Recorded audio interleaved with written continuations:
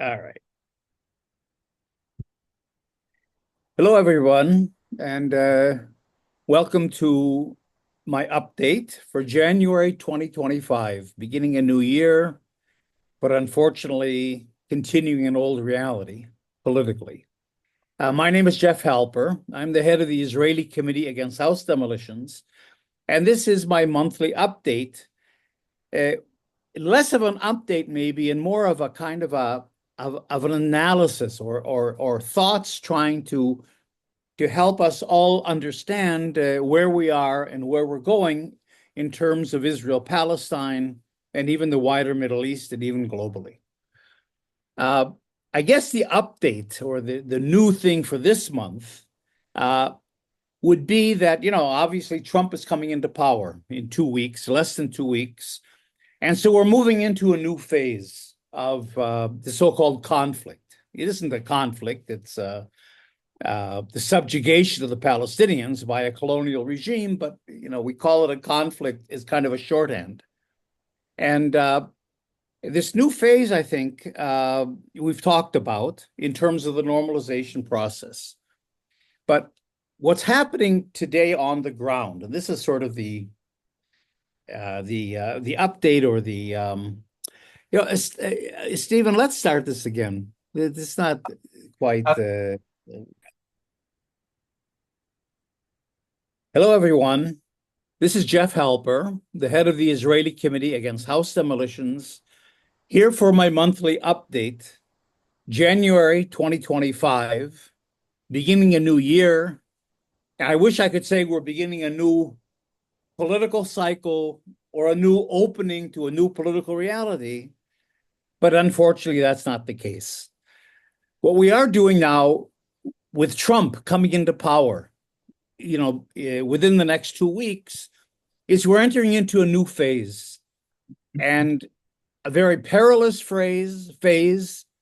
And if Israel has its ways, the final phase of the so-called Israel-Palestine conflict. It's not a conflict. We've talked about this before. In fact, it's a colonial situation in which an indigenous people is being subjugated by a colonial power, that we call settler colonialism. Zionism as settler colonialism, the idea of settlers coming from somewhere else with the intention of taking over someone else's country, displacing them, taking their land, and then completely replacing that country with their own. In other words, transforming an Arab country into a Jewish country, transforming Palestine into Israel. And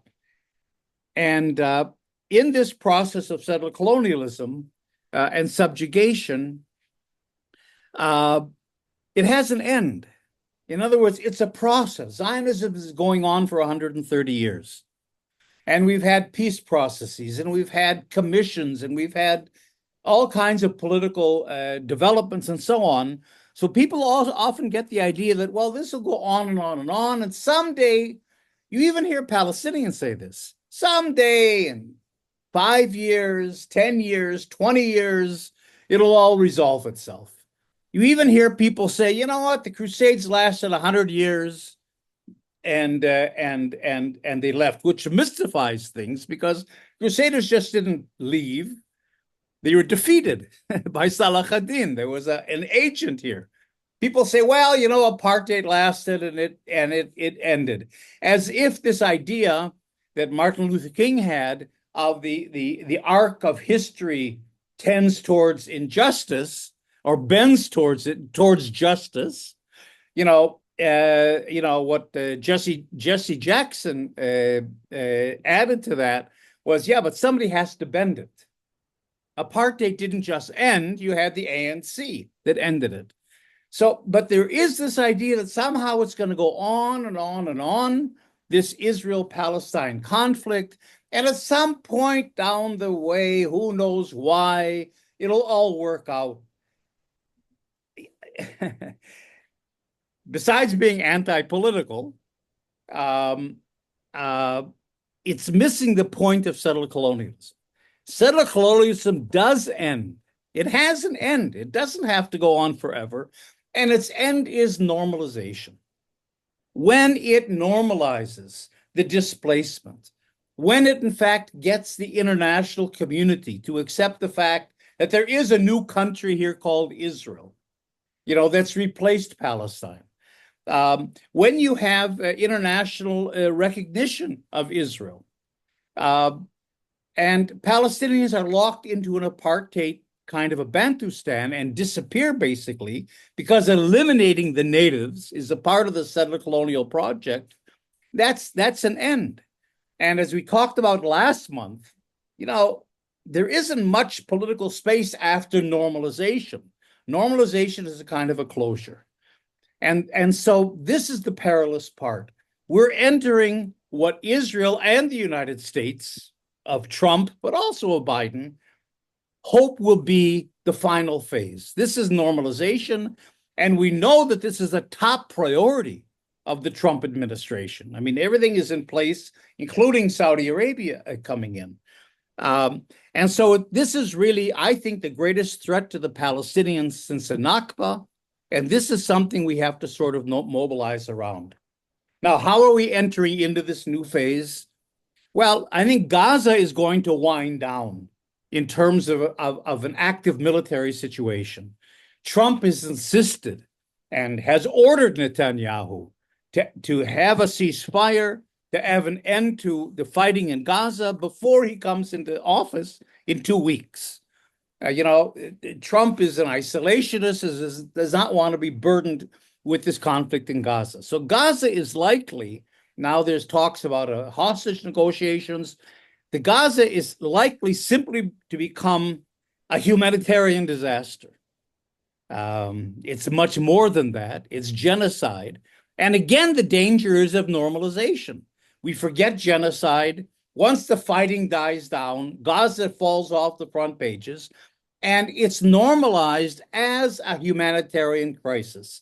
And then, of course, all the focus goes to, can the Red Cross help? Can international NGOs help? And so on. That's a danger, that Gaza is going to be eliminated from the equation, and simply the suffering of the people will go on and on and on. And it'll be removed, in a sense, from the political equation. The second part of the new phase, I think, is the final ethnic cleansing of the West Bank, and the construction of the apartheid Bantustan that the Palestinians will be forever locked into. And I want to just show you on the map what I mean.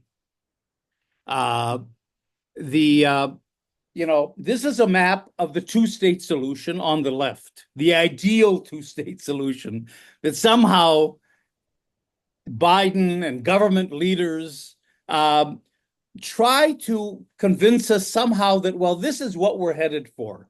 A state in which you have a small but potentially viable Palestinian state. In other words, if you look on the left, if they get the entire occupied territory, the Palestinians get a territorial contiguous West Bank. They get a Gaza, what's ever left of Gaza, with a connection in between. They get East Jerusalem in the Old City, which is the cultural, religious, and economic heart of a Palestinian state. They have a border with Jordan. They have a border with Egypt. You could make the case that, it's not just, but a real, genuine two-state solution could conceivably work in a way. But this is far, far, far from what we're really talking about. And like I've said before, the political leaders rely on the fact that we don't know the map. We don't read the fine print. So the map in the center is what we thought the Bantustan would be. We know that Israel wants to take over the entire country of Palestine, but the only way it can do that and get rid of the 7 million Palestinians that live here and prevent another 5 or 6 million refugees from coming back is by establishing an apartheid regime. And exactly in the sense of a Bantustan in South Africa. And we see that Bantustan here in the middle map. And it was very easy to figure out. It's not a secret. You take what are called areas A and B. that were formulated in the Oslo agreements, and it became frozen, became a prison for Palestinians. A, B, and Gaza are on about 40% of 22% of historic Palestine. And then, of course, to really, in case you didn't get the point, Israel built the apartheid wall. And that's where you get this crazy kind of a torturous border that defines areas A and B, because that's where the wall is. And in between, of course, are all the settlements, the settlement blocks. So we thought this was apartheid. Israel is on about 85% of Palestine, and the Palestinian Bantustan would be on the other 15%. But now what's happened in the last few months, because Bezalel Smotrich, this violent settler, who's the head of the civil administration, he's basically the governor of the West Bank, has begun a push to demolish homes and to take land in Area B that under Oslo is supposed to be under Palestinian Authority control. And now we're beginning to get the building of settlements and the movement of violent settlers into Area B itself. So in other words, the 40% of the 22% that we thought was the basis of the apartheid regime is even now being constricted more in anticipation of this final status normalization that Trump and Netanyahu are pushing. So that if you take out roughly these, and it's just a kind of an image, these red circles that will be kind of Israeli settlements in areas A and B, especially in B, you're going to get a Palestinian Bantustan on less than 10% of Palestine. Israel will expand to more than 90%, and you'll have an apartheid situation in every sense of the word, but normalized. And in case you don't believe me, and this is the third phase that we're going into at this time, and that is this idea of normalization. And, you know, we have it from the ultimate source, Netanyahu on the podium of the General Assembly, holding up a map of the new Middle East, in which Saudi Arabia is a part, because they're very willing to join. Now, in the Abraham Accords, you have a greater Israel, as you can see. I mean, he was crowing at the UN. This isn't a secret kind of a cabal. This is upfront, because Netanyahu has the confidence of knowing that this is exactly where the United States is taking us. And so you have the greater Israel. There's no more pretense of two states. Now, Israel needs apartheid because it can't, again, give citizenship to 7 million Palestinians. It wouldn't be a Jewish state anymore. But the apartheid Bantustan is so small that it doesn't even appear, couldn't even appear on this map that he's presenting to the UN. So this is the new Middle East. So these are the three final phases that we're going into. The elimination of Gaza as a focus of attention, and the genocide, the final construction of a constricted Bantustan for Palestinians in the West Bank, and now the normalization. And this is what I call two-state apartheid. I think it's a term we have to begin using, because this is all happening under the guise of a two-state solution. Trump will talk about it. Biden has always talked about it. All European leaders and government leaders talk about it, because, again, they rely on the fact that we don't see the details. And so they're going to try to sell us a two-state solution as in map 1, which is, in fact, the Bantustan as a map 3. So the question is, what can we do about it? We see where we're going. I mean, it's all up front. I mean, the map is there. Trump has declared that his top priority is to complete the Abraham Accords, this normalization process. Well, I think, you know, we're facing three really important challenges, not only in Palestine, but I think globally, all of us progressive left people. First of all, in terms of Israel-Palestine, you have an alliance here of two settler colonial states, the United States and Israel. And I'm singling out the United States because it has always claimed, at Israel's insistence, that it has a monopoly over any negotiations, over anything that happens. And Europe has stepped out of the picture and the rest of the international community. So this is an American-Israeli a combination here that is deciding what's going to happen. That's why we're focusing especially on the United States. And the United States itself was a settler colonial country, as we know. Now, the Native Americans have been themselves a victim of genocide, have become marginalized. And so you don't really see a manifestation of settler colonialism in the United States, but the logic is still there.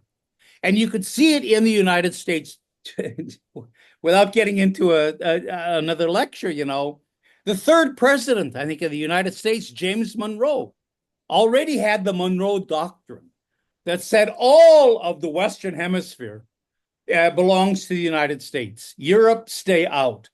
And that's been repeated in all kinds of other doctrines, the Truman Doctrine, the Eisenhower Doctrine, the Bush Doctrine, the Trump Doctrine of today, and so on. So that the logic of expansion and military expansion and control is in every settler colonial enterprise. The problem is that in settler colonialism, you can never relax. The insecurity is built in always. And so in order to protect, and Trump says this, to protect the homeland, the colonial homeland, we have to go after Iraq. We have a global war on terror. Now we want the Panama Canal and so on. So all this is the logic. So what you have here is a logic of an actively settler colonial state like Israel that is trying to nail down its colonial achievement, its colonial project with the Palestinians, but in alliance with another settler colonial global state, the United States. And so it isn't only that the United States is committed to Israel. I think what holds them together is this logic of military domination in order to protect the colonial homeland. The second problem we're facing is that we're living now in a very transactional world. I mean, foreign policy has always been transactional. Trump has brought it to a new level in which there are no values, there's no rule-based international order, there's no alliances, there's no commitment, obviously, to human rights or international law. It's all power and deals, and deals. And this is where I think the Palestinians will get lost because they have nothing to bring to the table, as Israel does. It has a strong military. It's controlling this key geopolitical region of the world and so on. And so, Israel has a transactional leverage that is completely missing for Palestinians. And from that point, and the problem with us on the left is that there is no way to deal with transactional politics. You can't appeal to it in any values-based way through human rights or international law or concepts like justice. These simply have no meaning whatsoever, to people like Trump and Netanyahu. So I think in general, one of our goals is going to have to be or challenges in the next few years is how do we deal with a transactional international system? And finally, what we're facing in this new world of Trump, but preceding Trump, is you're really moving into a racist, fascist period of time. In other words, with Trump, it's all up front, and you see it with the right-wing populism in Europe and other places, so that there isn't even a pretense of a liberal international regime. Even the lip service is missing. This is all openly racist, fascist, transactional, and in terms of the Palestinians facing two settler colonial powers that are intent on eliminating the Palestinian issue. So finally, without going on too much, but finally the question is, what can we do about this? And it's a key question because in all of this, the Palestinians are lost. The Palestinians get eliminated. If not as a people, certainly as a political issue. and certainly as a people that has any kind of meaningful future. They get locked into a Bantustan, the refugees remain in exile, and the Palestinian issue becomes like Gaza. It's eliminated from the equation, and we move on. That's the power of normalization. What can we do about it? I have four things really quickly to suggest. First of all, I think we have to try to get the UN. There should be a campaign to have a protection force sent to Gaza, certainly, but also to the West Bank, which is also under tremendous violent ethnic cleansing today.